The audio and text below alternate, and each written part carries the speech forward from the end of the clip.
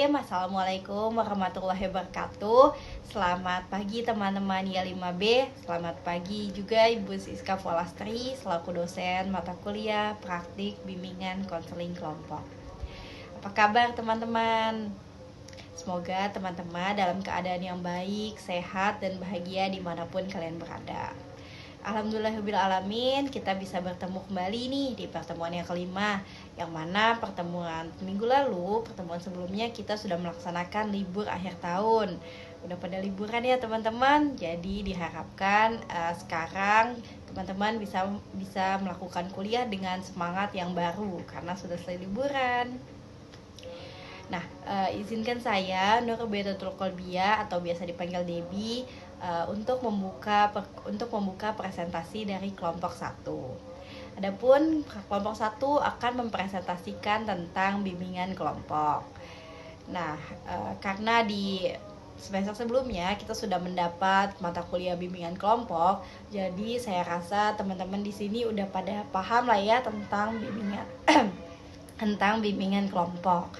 Nah, karena sebelumnya juga kita udah ngerjain tugas ya tentang bimbingan kelompok, video pelaksanaan bimbingan kelompok gitu, dua video lagi yang bimbingan kelompok. Wah, jadi pasti teman-teman sebenarnya udah pada paham tentang apa itu bimbingan kelompok, bagaimana melakukan bimbingan kelompok gitu.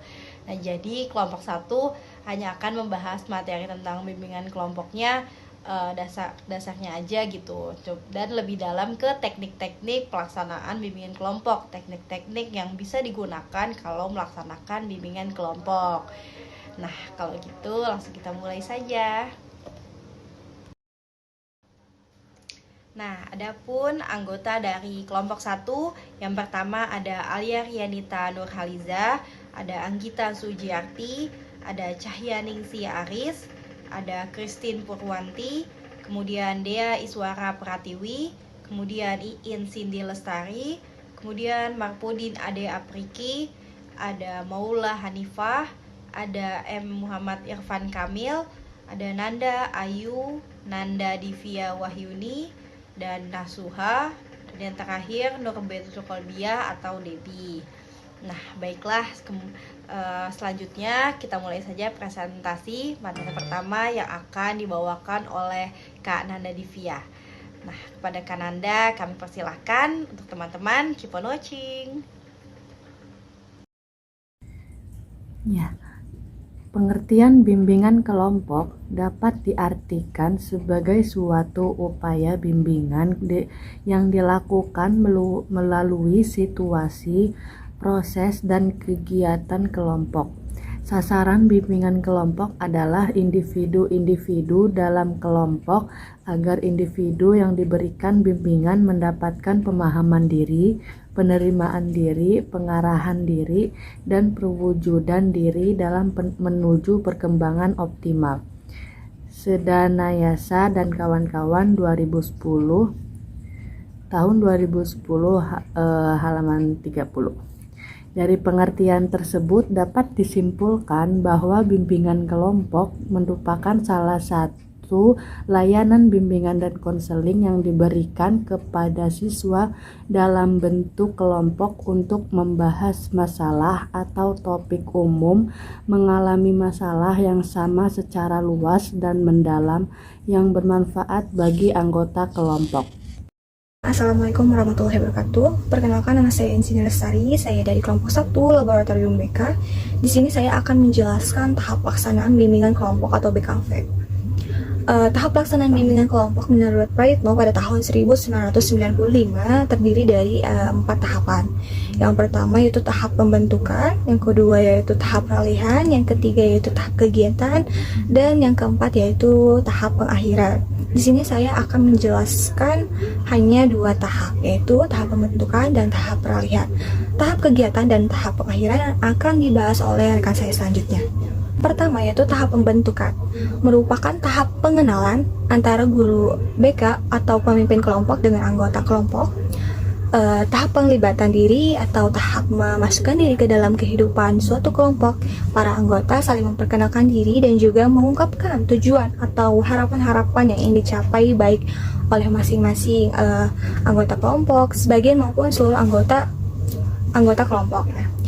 Pemimpin kelompok memberikan penjelasan tentang apa sih itu bimbingan kelompok, apa itu sih tujuan kelompok, sehingga masing-masing anggota kelompok ini tahu apa sih arti dari bimbingan kelompok dan tujuan mereka untuk datang ke kegiatan bimbingan kelompok ini. Dalam tahap pembentukan ini biasanya pemimpin kelompok akan saling sebelumnya akan memperkenalkan diri kepada anggota kelompok. Setelah pemimpin kelompok memperkenalkan diri, anggota lainnya bisa memperkenalkan diri satu persatu sehingga mereka bisa kenal satu sama lainnya.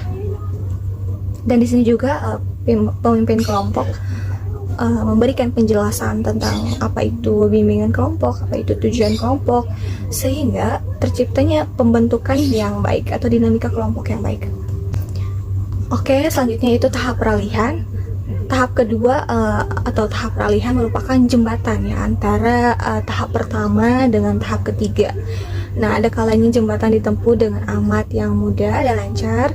Artinya para anggota kelompok dapat segera memasuki kegiatan tahap ketiga dengan penuh kemauan atau kesukarelaan. Ada kalanya juga jembatan itu ditempuh dengan susah payah. Artinya para anggota kelompok enggan memasuki tahap kegiatan kelompok yang sebenarnya, yaitu tahapan ketiga kegiatan. Nah, dalam keadaan seperti ini, pemimpin kelompok harus pandai untuk memberikan nuansa yang baik sehingga para anggota kelompok mampu untuk mengikuti kegiatan bimbingan kelompok ini dengan gaya atau kepemimpinannya yang khas mungkin ya, dan itu bisa membawa anggota kelompok untuk lebih bersemangat lagi. Terus membawa para anggota meniti jembatan itu dengan selamat. Nah, adapun yang dilaksanakan dalam tahapan peralihan ini, yang pertama yaitu pemimpin kelompok menjelaskan kegiatan yang akan ditempuh pada tahap berikutnya. Di sini pemimpin kelompok ini menjelaskan tentang tahapan-tahapan di dalam kegiatan bimbingan kelompok gitu, supaya para anggota kelompok itu mampu dan mengerti, oh ini ya kegiatannya, oh sepertinya menarik, dan itu akan membuat mereka bisa mengikuti kegiatan bimbingan kelompok tersebut. Terus yang kedua yaitu menawarkan atau mengamati apakah para anggota sudah siap menjalani kegiatan pada tahap selanjutnya. Di sini juga pemimpin kelompok bisa menanyakan kepada anggota kelompok apakah mereka siap untuk memulai acara kegiatan bimbingan kelompok tersebut. Nah, jika para anggota memang belum siap, pemimpin kelompok bisa memberikan ice breaking terlebih dahulu ya, supaya mereka fresh gitu dan siap untuk mengikuti kegiatan bimbingan kelompok tersebut. Terus yang ketiga, membahas suasana yang terjadi. Biasanya sebelum pemimpin kelompok memulai kegiatan, pemimpin kelompok ini membahas atau menceritakan suasana yang terjadi di sekitar kita, di lingkungan kita. Jadi sebenarnya membahas suasana yang terjadi ini bermacam-macam dan bisa diceritakan apa saja sesuai dengan kondisi yang terjadi. Terus meningkatkan kemampuan keikutsertaan anggota. Dan terakhir yaitu bila perlu kembali kepada beberapa aspek tahap pertama. Oke, seperti itu ya tahapan yang harus dilakukan di dalam tahapan peralihan. Ada beberapa hal penting yang harus diperhatikan oleh seorang pemimpin kelompok. Di antaranya itu menerima suasana yang ada secara sabar dan terbuka. Di sini seorang pemimpin kelompok diwajibkan untuk bersabar dan terbuka kepada anggota kelompok. Karena terkadang anggota kelompok itu tidak bersemangat, tidak bergairah dalam melakukan kegiatan bimbingan kelompok ini. Sehingga pemimpin kelompok diwajibkan untuk terbuka kepada anggota kelompok, sehingga mereka juga ikut terbuka tuh. Jadi saling terbuka antara pemimpin kelompok dan anggota kelompok. Yang kedua itu tidak mempergunakan cara-cara yang bersifat langsung atau mengambil alih kekuasaannya. Jadi di sini pemimpin kelompok tidak dibolehkan untuk langsung mengambil suatu keputusan atau membuka langsung kegiatan dalam bimbingan kelompok ini.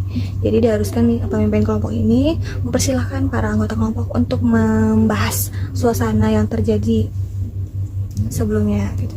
Yang ketiga yaitu mendorong dibahasnya suasana perasaan. Di sini juga pemimpin kelompok mempersilahkan para anggota kelompok untuk mengeluarkan perasaannya ketika kegiatan bimbingan kelompok ini akan dimulai gitu. Yang terakhir yaitu membuka diri sebagai contoh dan penuh empati.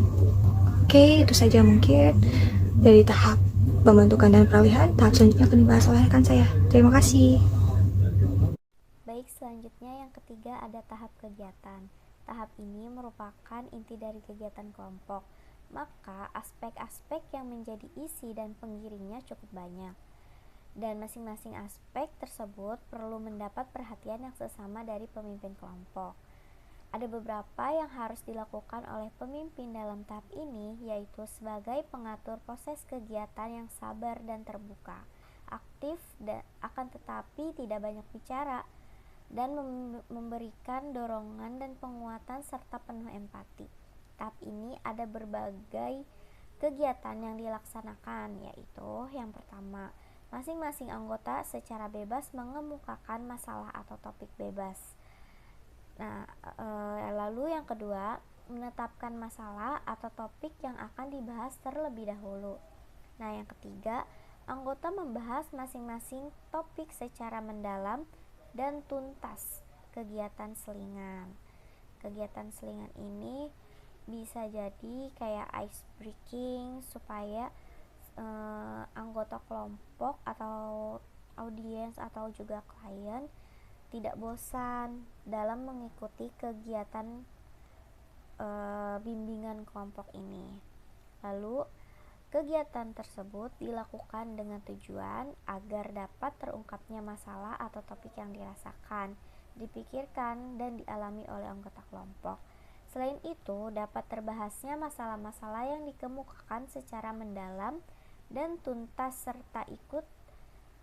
sertanya seluruh anggota secara aktif dan dinamis dalam pembahasan baik yang menyangkut unsur tingkah laku, pemikiran, atau perasaan. Lalu yang keempat, ada tahap pengakhiran. Nah, tahap ini menetapkan sendiri kapan berhentinya suatu kegiatan dan bertemu kembali untuk melakukan kegiatannya lagi. Nah, pada tahap pengakhiran bimbingan kelompok ini, pokok perhatian utama bukanlah pada berapa kali kelompok itu harus bertemu, tetapi pada hasil yang telah dicapai oleh kelompok itu. Dalam hal ini, ada kelompok yang menetapkan sendiri kapan kelompok itu akan berhenti melakukan kegiatan. Nah, kemudian bertemu kembali untuk melakukan kegiatan. Ada beberapa hal yang dilakukan pada tahap ini, yaitu yang pertama, pemimpin kelompok mengemukakan bahwa kegiatan akan segera berakhir. Nah, yang kedua, pemimpin dan anggota kelompok mengemukakan kesan dan hasil-hasil dari kegiatan tersebut. Lalu yang ketiga, membahas kegiatan lanjutan. Dan yang keempat, mengemukakan pesan dan juga harapan. Dan yang terakhir, setelah kegiatan kelompok memasuki pada tahap pengakhiran, kegiatan kelompok hendaknya dipusatkan pada pembahasan dan penjelajahan tentang apakah para anggota kelompok mampu menerapkan hal-hal yang mereka pelajari dalam suasana kelompok pada kehidupan nyata mereka sehari-hari. Baik, selanjutnya saya akan menjelaskan mengenai teknik pemberian informasi. Teknik ini juga sering disebut sebagai teknik ceramah. Pemberian penjelasan oleh seorang pembicara kepada sekelompok pendengar. Biasanya, pembicara membawakannya secara lisan, tetapi juga dapat diberikan secara tertulis. Pemberian informasi ini secara tertulis dapat dilakukan melalui berbagai media. Misalnya, papan pembimbing, majalah sekolah, rekaman atau tape recorder, selebaran, video, dan juga film. Pelaksanaan teknik pemberian informasi ini mencakup 3 hal, yaitu perencanaan, pelaksanaan, dan juga penilaian. Menurut Jacobson dan kawan-kawan tahun 1985.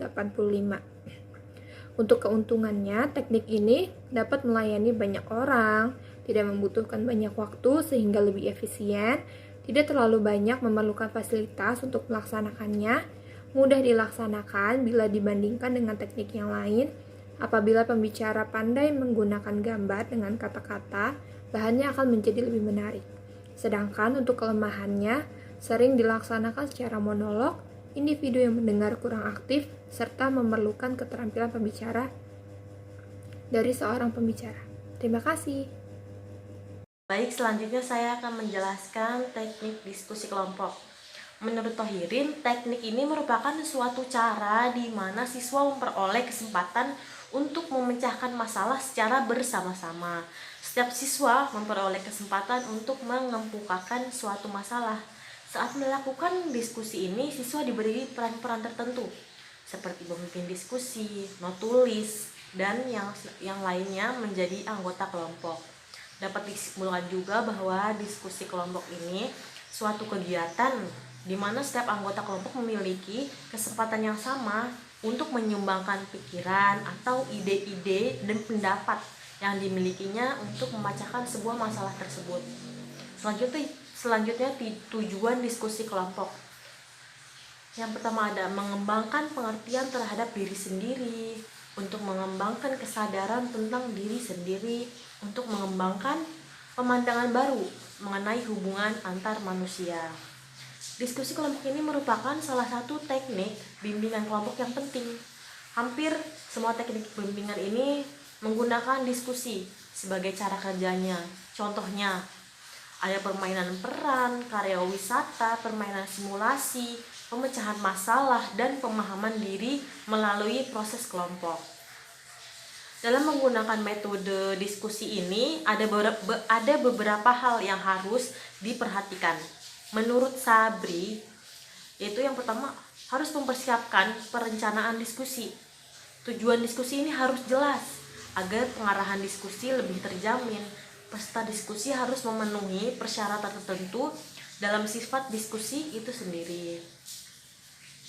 Selanjutnya, pelaksanaan diskusi, yaitu membuat struktur kelompok seperti pemimpin, sekretaris, anggota, lalu membagikan tugas dalam diskusi, mencatat ide atau saran-saran yang penting, menghargai setiap pendapat yang diajukan. Selanjutnya, menciptakan suatu situasi yang menyenangkan. Selanjutnya, tindak lanjut diskusi, yaitu membuat kesimpulan untuk laporan diskusi, membaca kembali hasil untuk diadakan koreksi, terus membuat penilaian terhadap pelaksanaan diskusi tersebut untuk dijadikan bahan pertimbangan dan perbaikan pada diskusi yang akan datang. Selanjutnya, ada beberapa peran pemimpin kelompok, yaitu yang pertama menjadikan kondisi yang akan membantu komunikasi secara penuh dan bebas dari anggota. Yang kedua, membantu kelompok merumuskan tujuan. Yang ketiga, mengenalkan teknik-teknik yang akan membantu diskusi berlangsung. Yang keempat, menjaga pembicaraan agar tidak menyimpang dari masalah pokok. Lalu terakhir, memperhatikan masalah khusus yang timbul selama diskusi berlangsung. Selanjutnya, peran anggota kelompok. Yang pertama, masing-masing anggota mempunyai tanggung jawab untuk berpartisipasi secara aktif dalam diskusi. Yang kedua, datang pada waktu diskusi, menyiapkan bahan yang akan dibicarakan dan memahami ruang lingkup diskusi. Yang ketiga, berusaha untuk tidak menyimpang dari topik diskusi dan harus bersedia berbagi waktu berbicara dengan orang lain. Yang terakhir, berperilaku sesuai dengan aturan diskusi yang sudah disepakati bersama-sama. Teknik yang selanjutnya yaitu adalah teknik problem solving. Menurut Romla, Teknik problem solving adalah suatu proses kreatif di mana individu-individu menilai perubahan-perubahan yang ada pada diri dan lingkungannya, serta membuat pilihan-pilihan baru, keputusan-keputusan, atau penyesuaian yang selaras dengan tujuan dan nilai hidupnya. Sedangkan menurut Majid, teknik problem solving atau pemecahan masalah adalah suatu cara dalam memberikan pengertian dengan menstimulasi individu atau anggota kelompok guna memperhatikan, menelaah, dan berpikir tentang suatu masalah untuk selanjutnya menganalisis masalah tersebut sebagai upaya dalam memecahkan masalah. Langkah-langkah teknik problem solving diantaranya 1. Identifikasi dan merumuskan masalah. 2. Menentukan sebab-sebab masalah. 3. Mencari alternatif pemecahan masalah. 4. Menguji masing-masing alternatif. 5. Memilih alternatif pemecahan yang tepat dan melaksanakannya. Dan selanjutnya mengadakan penilaian terhadap hasil yang dicapai setelah alternatif dilaksanakan. Kelebihan dan kekurangan teknik problem solving. Kelebihannya diantaranya 1. Terdapat kesesuaian antara pendidikan yang diberikan dengan kenyataan hidup, khususnya dalam dunia kerja. 2. Proses pembelajaran mengakrabkan anggota kelompok dalam menghadapi dan memecahkan masalah dengan terampil. 3. Memberikan keterampilan yang sangat bermakna bagi anggota kelompok dalam menghadapi permasalahan di kehidupan keluarga, masyarakat maupun kerja nantinya. Lalu, anggota kelompok dirangsang untuk mengembangkan kemampuan berpikirnya secara kreatif dan menyeluruh. Dan selanjutnya kelebihannya adalah mendorong anggota kelompok untuk menyoroti sebuah masalah dari berbagai sudut pandang supaya tidak mendapatkan keputusan yang bersifat gegabah dan tidak bijaksana. Lalu kekurangannya adalah kekurangan teknik problem solving diantaranya sangat diperlukan kemampuan untuk keterampilan yang mumpuni dari pemimpin kelompok. Lalu, proses penerapan metode problem solving memerlukan cukup banyak waktu, sehingga tak jarang menyita waktu dari pelajaran lain. Dan yang terakhir, sulitnya bagi anggota kelompok untuk menemukan berbagai sumber belajar. Karena dalam penerapan metode problem solving, anggota kelompok dituntut untuk mengubah gaya belajar yang dulunya hanya belajar dari mendengarkan dan menerima informasi pemimpin kelompok, menjadi gaya belajar dengan banyak berpikir dan memecahkan permasalahan secara pribadi. Baik, selanjutnya saya akan menjelaskan mengenai teknik homeroom, yang mana teknik homeroom ini merupakan salah satu dari macam-macam teknik dalam bimbingan konseling kelompok. Baik, teknik homeroom itu merupakan teknik yang dilakukan oleh konselor dalam membantu siswa memecahkan masalah-masalah atau mengembangkan potensi siswa dalam suasana yang menyenangkan melalui kegiatan kelompok dengan menciptakan suasana seperti di rumah. Nah, adapun tahap-tahap dalam bimbingan kelompok dengan teknik homeroom, yaitu yang pertama ada pembentukan, kemudian ada transisi, kemudian ada yang utama yaitu kegiatannya, dan yang terakhir adalah penutup.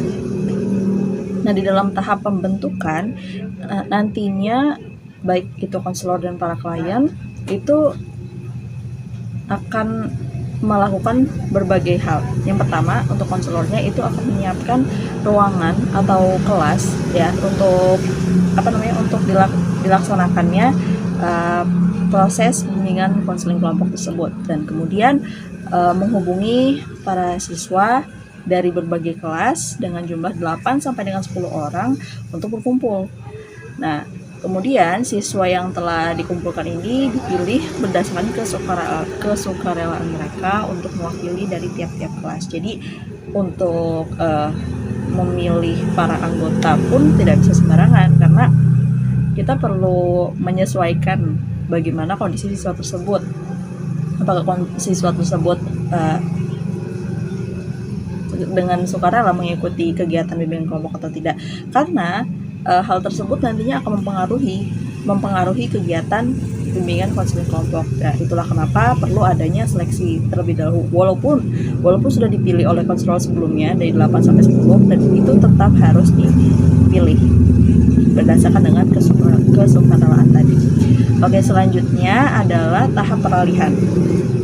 Tahap peralihan yaitu di sini adalah konselor akan menjelaskan kegiatan yang akan ditempuh pada tahap berikutnya. Berarti setelah ditentukan siapa saja anggota-anggotanya, kemudian dikumpulkan, nah konselor akan menjelaskan apa saja yang akan dilaksanakan dan apa yang akan dilakukan pada proses bimbingan konseling tersebut. Ya, dari tahap-tahapnya seperti apa, seperti itu. Kemudian yang kedua, dalam tahap peralihan ada yang namanya menawarkan atau mengamati apakah para anggota sudah siap menjalani kegiatan pada tahap selanjutnya, seperti itu. Jadi konselor juga perlu untuk mengetahui bagaimana kondisi dari para anggotanya, para anggota kelompoknya, apakah mereka sudah siap, sudah settle, sudah sudah yakin untuk mengikuti kegiatan tersebut. Karena ya itu tadi, hal tersebut mempengaruhi hasil dari bimbingan konseling kelompoknya. Kemudian yang ketiga, yaitu meningkatkan kemampuan keikutsertaan anggota. Itu ada beberapa hal yang harus diperhatikan oleh seorang pemimpin kelompok, yaitu konselornya, yaitu yang pertama yaitu menerima suasana yang dengan cara-cara yang bersifat langsung atau mengambil alih kekuasaan. Kemudian mendorong dibahasnya suasana perasaan, membuka diri sebagai contoh dengan penuh empati. Jadi maksudnya, sebagai pemimpin kelompok, sebagai PK pemimpin kelompok, konselor itu perlu menghidupkan yang namanya suasana dalam diskusi kelompok tersebut. Jadi konselor itu perlu mendorong para anggota untuk berani mengungkapkan pendapatnya, berani untuk saling bertukar pikiran segala macam dalam kegiatan kelompok tersebut. Kemudian konselor juga perlu mengambil alih kekuasaan dalam artian proses bimbingan kelompok tersebut itu tuh akan diatur sedemikian rupa oleh konselor. Jadi konselor atau pemimpin itu perlu memegang kendali penuh atas kegiatan tersebut. Ya, selanjutnya yaitu yang ketiga yaitu tahap kegiatan atau tahap inti. Di dalam tahap kegiatan, yaitu masing-masing anggota secara bebas mengemukakan masalah atau topik bahasan. Kemudian yang kedua, menetapkan masalah atau topik yang akan dibahas terlebih dahulu, yang dipilih untuk mana sih yang sekiranya urgent dan harus segera untuk dibahas dan dicari solusi penyelesaian permasalahannya, seperti itu. Kemudian yang ketiga, ada yang terakhir yaitu membahas topik atau masalah secara dalam dan tuntas. Nah, itu tadi setelah dalam tahap kegiatan ini, konselor atau pemimpin itu benar-benar memegang kuat keutuhan kelompok dan juga keaktifan para anggotanya. Jadi harus dorong terus untuk berani mengungkapkan pendapatnya agar hidup suasananya gitu. Kemudian yang terakhir dalam teknik homeroom itu ada tahap pengakhiran. Tahap pengakhiran itu di dalamnya ada yang namanya pemimpin mengemukakan bahwa kegiatan akan segera berakhir. Berarti diberikan boardnya atau semacam peringatan bahwa saat lagi proses bimbingan kelompok pada hari ini akan segera berakhir, seperti itu. Kemudian yang kedua ada pemimpin dan kelompok mengemukakan kesan dan hasil kegiatan, BMP 3, seperti itu. Kemudian membahas kegiatan lanjutan, kira-kira setelah pertemuan pada hari ini akankah ada pertemuan lainnya atau seperti apa, atau ada langkah-langkah lain yang akan dilaksanakan, itu perlu disampaikan seperti itu agar anggota tahu kira-kira bagaimana resultnya, hasil dari diskusi kita pada hari ini, apakah memang menghasilkan sesuatu atau tidak, dan apakah perlu ditindaklanjuti atau tidak, seperti itu, ataukah harus berakhir di sini atau masih ada hal lain yang perlu dilaksanakan. Kemudian yang keempat ada mengemukakan pesan dan harapan, kesan dan pesan ya. Kemudian sudah, itu yang terakhir. Jadi itulah keempat tahap dalam teknik homeroom, yaitu yang pertama tadi ada eh, tahap pembentukan, kemudian tahap peralihan, kemudian tahap kegiatan, dan yang terakhir tahap pengakhiran. Nah, karakteristik teknik homeroom, ya, kita beralih ke pembahasan lain, yaitu karakteristik teknik homeroom itu yang pertama ada bersifat kekeluargaan, yang kedua bersifat terbuka, yang ketiga yaitu bebas, yang keempat yaitu menyenangkan, dan yang kelima yaitu berkelompok. Nah, adapun tujuan dari teknik homeroom, yang pertama menjadikan peserta didik di akrab dengan lingkungan, kemudian yang kedua untuk memenuhi untuk memahami diri sendiri, atau sepertinya mampu menerima kekurangan dan kelebihan pada diri sendiri, serta mampu memahami orang lain dengan baik. Karena siswa sudah mampu menghargai, menerima apa yang ada pada dirinya, maka dengan secara otomatis dia pun bisa menghargai orang lain seperti itu. Jadi pemikirannya pun terbuka seperti itu. Kemudian yang ketiga, siswa nyaman dengan dirinya sendiri. Itu masih ada menyambung dengan poin kedua tadi ya. Kemudian yang keempat, untuk berpartisipasi dalam kegiatan berkelompok. Dalam kegiatan kelompok ya jelas, karena kegiatan bimbingan kelompok, dan itu pun dilaksanakan oleh berbagai macam anggota dari berbagai kelas. Jadi bukan hanya dari angkatannya aja, semisal kelas 10 ada 10 A, B, C, D sampai sekian. Nah, tapi karena itu kan namanya satu angkatan, tapi karena dipilih berdasarkan dari berbagai macam anggota, jadinya yang ikut bisa dari kelas 1A atau 1C, 1F, dan 1D misalkan, di mix, dicampur-campur, dan di mix juga dengan kakak kelasnya seperti itu. Kemudian ada yang kelima, untuk mengembangkan sikap positif. Kemudian yang keenam, untuk menjaga hubungan sehat dengan orang lain, ya, karena berkelompok dari berbagai macam kelas, jadinya saling mengenal seperti itu. Kemudian untuk mengembangkan minat, dan yang terakhir sadar akan kepentingan sendiri. Nah, setiap hal itu pasti ada kelebihan dan kekurangan. Begitupun dengan teknik homeroom dan teknik-teknik lainnya dalam bimbingan konseling kelompok. Nah, kelebihan dan kelemahan dalam teknik homeroom, yang pertama kita akan membahas mengenai kelebihannya dulu, yaitu yang pertama, karena siswa mengikuti kegiatan homeroom yang dipimpin oleh guru atau konselor selama 1 tahun, jadi ya diikuti oleh konselor atau guru ya itu saja, maka keberlanjutannya dan kemajuan dari kegiatan bimbingan itu dapat direncanakan dengan lebih baik, karena sudah saling mengenal, sudah paham bagaimana karakteristik dari setiap anggota, kemudian juga paham juga bagaimana karakteristik dari pemimpinnya, PK-nya atau konselornya. Jadi siswa pun nyaman, sudah nyaman untuk menyampaikan pendapat, mengutarakan perasaannya seperti itu. Jadi keberlanjutannya pun mudah, kedepannya pun mudah, karena segala sesuatunya sudah dibangun sejak awal. Karena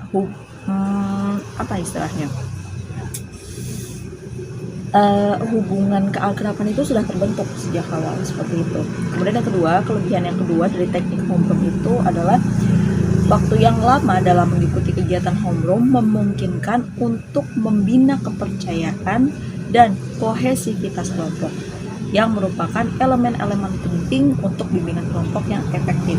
Itu tadi karena waktunya lama, kemudian juga yang dibahas pun permasalahannya bersifat yang kompleks, kan kadang juga terkadang, dan membutuhkan yang namanya empati seperti itu yang dalam. Makanya hal tersebut itu dapat memicu yang namanya keaktifan anggota kelompok dan kemudian berkembang menjadi suatu istilahnya kelompok yang efektif seperti itu, yang aktif dan bisa menghasilkan sesuatu yang baik tentunya. Kemudian yang ketiga, bila kegiatan homeroom diorganisasikan sesuai tingkat kelas siswa, maka dapat diprogramkan kegiatan-kegiatan bimbingan kelompok yang sesuai dengan tingkat perkembangan siswa. Jadi efektif ya, jadinya efektif. Jadi bimbingan konseling kelompok itu hasilnya pun dapat digunakan dengan untuk keperluan dari konselor sendiri. Kemudian juga untuk para siswa juga mengetahui seperti apa sih yang namanya mengetahui hal-hal baru untuk kemudian mereka terapkan pada diri mereka sendiri, dan mungkin juga bisa dibagikan ke teman-teman yang lain seperti itu. Kemudian yang terakhir itu, apabila struktur kegiatan homeroom dilaksanakan di seluruh sekolah, maka program kegiatan bimbingan yang terkoordinasi dapat dilaksanakan. Seperti itu. Jadi kalau setiap sekolah memiliki melaksanakan bimbingan kelompok dengan menggunakan teknik-teknik tersebut, maka kedepannya akan mudah seperti itu. Itulah kenapa hal-hal seperti ini memang butuh yang namanya gerakan bersama, tidak bisa hanya salah satu saja karena nanti akan timpang. Itulah kenapa dengan struktur kegiatan homeroom yang dilaksanakan di seluruh sekolah, maka program kegiatan bimbingan terkoordinasi dapat dilaksanakan. Kemudian selain dari kelebihan-kelebihan tadi, pasti ada namanya kelemahan. Nah, kelemahannya yaitu teknik ini tidak akan berjalan dengan mulus jika tidak dalam bentuk kelompok. Nah, kelemahan lainnya adalah sulitnya untuk menggiring siswa pada kondisi yang nyaman dalam sebuah proses bimbingan, apalagi saat siswa dihadapi oleh suatu kasus negatif yang dilakukan oleh siswa itu sendiri. Jadi maksudnya untuk yang pertama tadi, konseling bimbingan kelompok dengan teknik homeroom itu perlu dilaksanakan dengan berkelompok, yaitu membutuhkan banyak anggota. Jadi nggak bisa 1-2 orang aja, tapi harus lebih. Itu untuk untuk mendorong namanya efektivitas, untuk agar hasilnya lebih maksimal seperti itu.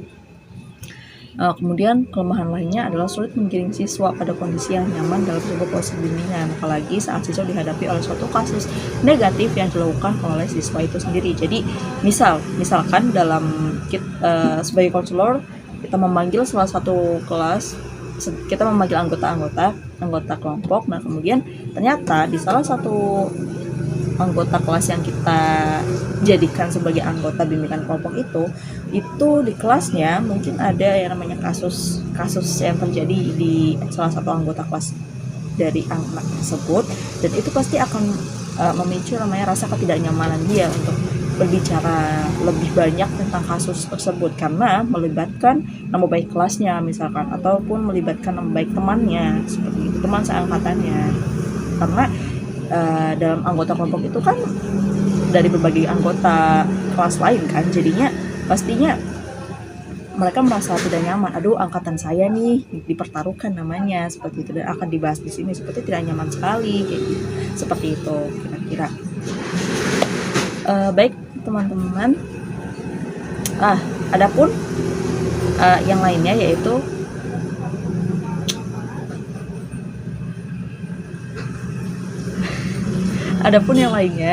ketika hal tadi yang masih berkaitan dengan kasus tadi, ketika kasus tersebut ternyata ada kaitannya dengan salah satu anggota, baik itu dengan teman-teman anggota itu sendiri atau yang lainnya, tentu akan membuat para anak-anak kelas lain yang tidak terpilih sebagai anggota kelompok itu akan berpikir bahwa jadi mereka yang dipanggil itu mereka yang bermasalah, atau jadi mereka yang dipanggil itu sebagai informannya, seperti itu, dari hal-hal yang terjadi di sekitar kita, seperti itu. Jadi pikiran mereka pun negatif. Itu yang sulit. Kurang lebih seperti itu, teman-teman. Cukup. Terima kasih. Dan silakan dilanjutkan. Oke teman-teman, selanjutnya saya akan menjelaskan tentang teknik psikodrama. Nah, dalam teknik psikodrama ini, sesi pelaksanaannya konseling biasa dilaksanakan seminggu sekali teman-teman, dalam kelompok yang terdiri dari sekitar 8 orang. Nah, satu sesi pelaksanaan konseling biasanya dilaksanakan berdasarkan kesepakatan dari anggota kelompok tersebut. Nah, setiap sesi pelaksanaan teknik konseling psikodrama biasanya difokuskan pada titik satu permasalahan individu dalam kelompok itu tersendiri. Nah, anggota lain dari kelompok kemudian akan mengambil peran pendukung selama sesi itu jika diperlukan ya teman-teman ya. Nah, teknik psikodrama ini dapat berguna untuk mengatasi masalah sejumlah kondisi permasalahan yang berbeda.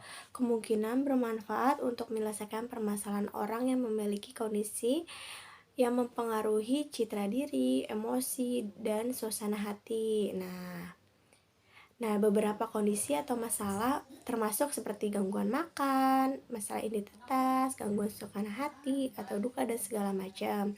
Nah, manfaatnya seperti teknik konseling psikodrama dapat menghasilkan sejumlah manfaat potensial seperti teknik konseling psikodrama dapat memacu, meningkatkan rasa kompetensi dan kemampuan diri. Seperti itu teman-teman, makasih. Ada teknik psikodrama yang bermanfaat untuk menyelesaikan permasalahan orang yang memiliki kondisi yang mempengaruhi citra diri, emosi, dan suasana hati. Baik, di sini saya akan menjelaskan tentang teknik permainan dinamika kelompok. Menurut Eleanor L. Criswell, model permainan merupakan teknik pembelajaran yang menyenangkan di mana peserta didik akan dihadapkan beberapa petunjuk dan aturan permainan.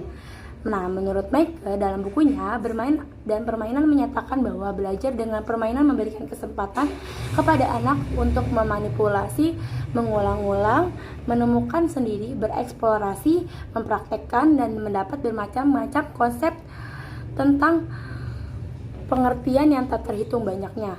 Nah, menurut Sadiman, sebagai teknik pembelajaran permainan mempunyai beberapa kelebihan, yaitu yang pertama, permainan adalah suatu yang menyenangkan untuk dilakukan dan menghibur serta menarik. Yang kedua, permainan memungkinkan adanya partisipasi aktif dari siswa untuk belajar. Yang ketiga, permainan dapat memberikan umpan balik langsung. Dan yang terakhir, permainan memberikan pengalaman yang nyata dan dapat diulangi sebanyak yang dikehendaki. Kesalahan-kesalahan operasional yang dapat diperbaiki serta membantu siswa untuk meningkatkan kemampuan komunikatif, dan yang terakhir membantu siswa belajar dengan metode tradisional. Nah, di sini juga ada beberapa fungsi dari penggunaan media permainan. Yang pertama itu dapat penguasaan diri atas permasalahan yang dihadapi. Yang kedua, mendapatkan kekuatan dalam dirinya, mengekspresikan emosinya, membantu pemecahan masalah dan kemampuan membuat keputusan, membuat kemampuan sosial, meningkatkan kemampuan komunikasi serta menambah wawasan prosedur pelaksanaan. Nah, di sini juga ada beberapa teknik dari prosedur pelaksanaan. Dari persiapan guru, yang pertama menentukan topik, merumuskan tujuan, menyiapkan alat atau bahan-bahan untuk permainan, menyusun petunjuk pelaksanaan metode permainan. Nah, untuk pelaksanaannya, guru ini pertama menjelaskan maksud dan tujuan serta proses permainan. Yang kedua, guru membagi atau memasang alat atau bahan permainan. Ya, yang ketiga, siswa melakukan kegiatan permainan. Dan yang terakhir, siswa melaporkan hasil permainan, yaitu berupa pengertian atau berupa konsep tertentu kepada guru. Di sini saya akan menjelaskan mengenai karya wisata. Dalam proses mengajar terkandung hubungan antara pendidik dan peserta didik, yaitu pendidik mengajar dan peserta didik belajar. Mengajar pada umumnya diartikan sebagai usaha pendidik dalam menciptakan kondisi-kondisi dan mengatur lingkungan sedemikian rupa sehingga menjadi interaksi antara pendidik dengan peserta didik dan lingkungannya. Karya wisata adalah kunjungan keluar kelas dalam rangka belajar. Berdasarkan pengertian di atas, maka dapat disimpulkan bahwa metode karya wisata adalah suatu bentuk mengajar di mana dalam penyampaian pelajaran pendidikan mengajar peserta didik untuk mengunjungi dan mengamati secara langsung kepada objek yang akan dipelajari yang terdapat di luar kelas. Selain peserta didik mempelajari objek, mereka juga sekaligus rekreasi. Pelaksanaan karya wisata dapat ditujukan untuk mencapai beberapa tujuan, antara lain yang pertama adalah untuk melengkapi pengetahuan yang diperoleh di sekolah atau di kelas dengan hal-hal yang lebih praktis dan realistis. Yang kedua adalah untuk menanamkan nilai moral pada siswa serta mengembangkan rasa sosial di antara siswa dengan teman-temannya maupun orang lain. Yang ketiga adalah dengan melaksanakan karya wisata diharapkan siswa dapat memperoleh pengalaman langsung dari objek yang dilihatnya. Yang keempat adalah dapat turut menghayati tugas pekerjaan milik seseorang serta dapat bertanya jawab. Mungkin dengan jalan demikian mereka mampu memecahkan persoalan yang dihadapinya dalam pelajaran ataupun pengetahuan umum.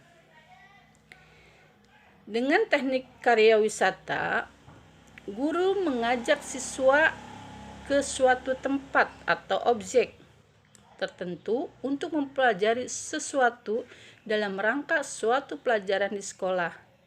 Berbeda dengan dharma wisata. Di sini para siswa sekedar pergi ke suatu tempat yang untuk rekreasi. Teknik karya wisata berguna bagi siswa untuk membantu mereka memahami kehidupan real dalam lingkungan beserta segala masalahnya. Misalnya, siswa diajak ke museum, kantor, percetakan, bank, pengadilan, atau di suatu tempat yang mengandung nilai sejarah kebudayaan tertentu. Agar penggunaan teknik karya wisata dapat efektif, maka pelaksanaannya perlu diperhatikan langkah-langkah sebagai berikut. Langkah yang pertama adalah persiapan. Dalam merencanakan tujuan karya wisata, guru perlu menetapkan tujuan pembelajaran dengan jelas. Yang kedua adalah perencanaan. Hasil kunjungan pendahuluan atau survei dibicarakan bersama dalam rangka menyusun perencanaan yang meliputi tujuan karya wisata. Pembagian objek sesuai dengan tujuan. Jenis objek sesuai dengan tujuan. Jenis objek serta jumlah siswa. Antara lain dibantu panitia secara lengkap termasuk ketua tiap kelompok atau seksi. Menentukan teknik pengumpulan data mungkin berwujud wawancara, pengamatan langsung, dokumentasi. Selanjutnya itu penyusunan acara. Selama karya wisata berlangsung, kepada para siswa dapat ditanamkan disiplin dan mentaati jadwal yang telah direncanakan sehingga pelaksanaan berjalan lancar sesuai dengan rencana. Selanjutnya itu mengurus perizinan dan menentukan biaya penginapan, konsumsi, serta peralatan yang diperlukan. Yang ketiga adalah pelaksanaan. Siswa melaksanakan tugas sesuai dengan pembagian yang telah diterapkan dalam rencana kunjungan. Sedangkan guru mengawasi atau membimbing bila perlu menegur sekiranya ada siswa yang kurang mentaati tata tertib sesuai acara. Pemimpin rombongan mengatur segalanya dibantu petugas-petugas yang lainnya memenuhi tata tertib yang telah ditentukan. Demikian pula tugas-tugas kelompok sesuai dengan tanggung jawabnya serta memberi petunjuk bila perlu. Langkah selanjutnya yaitu yang keempat, pembuatan laporan atau akhir karya wisata. Pada waktu itu, siswa mengadakan diskusi mengenai segala hal hasil karya wisata, menyusun laporan atau paper yang memuat kesimpulan yang diperoleh. menindaklanjuti hasil kegiatan karya wisata seperti membuat grafik, gambar, model-model, diagram, serta alat-alat lain dan sebagainya. Hasil yang diperoleh dan kegiatan karya wisata ditulis dalam bentuk laporan yang formatnya telah disepakati bersama. Selanjutnya, tujuan bimbingan kelompok. Nah, kesuksesan layanan bimbingan kelompok sangat dipengaruhi sejauh mana tujuan yang akan dicapai dari layanan kelompok yang akan diselenggarakan. Nah, tujuan bimbingan kelompok yang dikemukakan oleh Prayitno tahun 2004 terdiri menjadi dua. Yang pertama, tujuan umum, dan yang kedua, tujuan khusus. Yang pertama, tujuan umum dari layanan bimbingan kelompok adalah berkembangnya sosialisasi siswa, khususnya kemampuan komunikasi anggota kelompok melalui layanan kelompok, hal-hal yang mengganggu atau menghimpit perasaan yang diungkapkan. Diiringi melalui berbagai cara dan dinamika melalui berbagai masukan dan tanggapan baru. Selain bertujuan, sebagaimana bimbingan kelompok juga bermaksud mengentaskan masalah klien dengan memanfaatkan dinamika kelompok. Nah, yang kedua, tujuan khusus. Tujuan khusus bimbingan kelompok bermaksud membahas topik-topik tertentu. Melalui dinamika kelompok yang intensif, pembahasan topik-topik itu mendorong perasaan, pikiran, persepsi, wawasan, dan sikap yang menunjang diwujudkannya tingkah laku yang lebih efektif. Dalam hal ini, kemampuan berkomunikasi verbal maupun non-verbal ditingkatkan. Ya, berikut telah kita saksikan bersama materi bimbingan kelompok yang dipresentasikan oleh kelompok 1. Kami mempersilahkan teman-teman yang ingin bertanya, menambahkan, ataupun berdiskusi di grup chat. Terima kasih teman-teman yang telah menyaksikan video ini dari awal sampai habis dan tidak ngeskip. Saya Nurbedatul Kolbia selaku moderator mohon undur diri. Mohon maaf jika masih ada kekurangan dari kelompok 1. Kami membuka pintu selebar-lebarnya untuk kritik dan saran dari kalian semua. Akhir kata, jangan lupa untuk like video ini jika kalian suka sama presentasi kami dan berikan komentar positif membangun di kolom komentar. Kelompok 1 undur diri, izin menutup presentasi kami. Wassalamualaikum warahmatullahi wabarakatuh.